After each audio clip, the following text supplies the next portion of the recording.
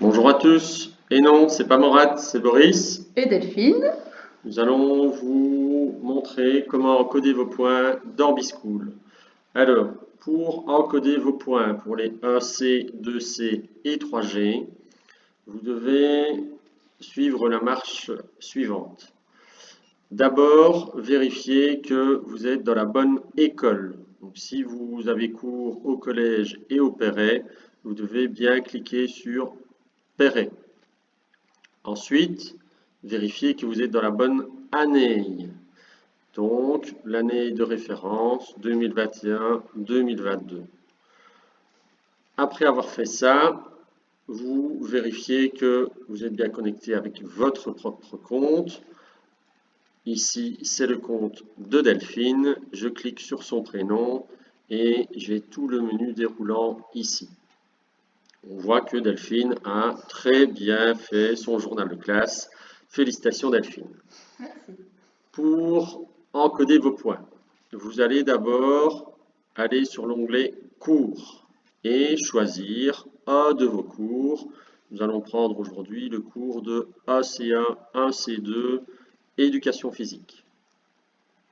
Ensuite, quand on a toute la liste des noms de nos élèves, nous allons aller cliquer sur Carnet de cotes.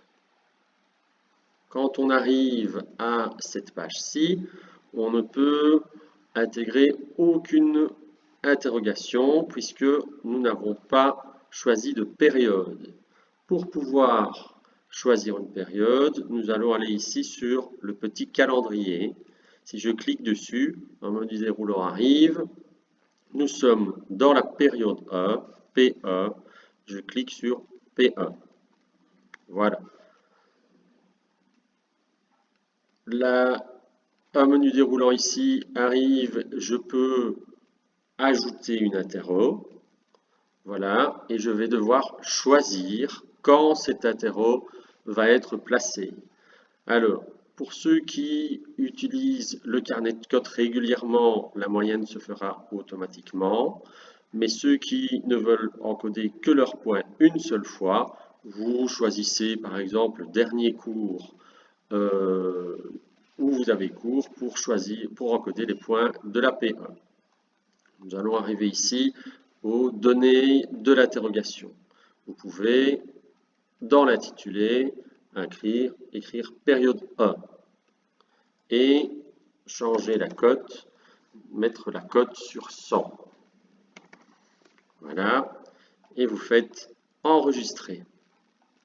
On voit ici que l'interro a été créé et que vous allez pouvoir maintenant encoder vos points dans cette période-là.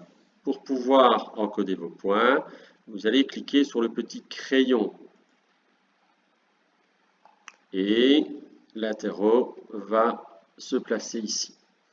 On va rentrer des points fictifs évidemment pour l'ensemble des élèves. Delphine fait très bien son travail, donc les points sont très très bons. Merci. Alors, on a toujours des petits couacs à gauche, à droite, mais dans l'ensemble, les points sont bons. N'oubliez surtout pas, à la fin de l'encodage de vos points, de enregistrer vos résultats. Vous enregistrez vos résultats et les points s'indiquent ici sur le côté.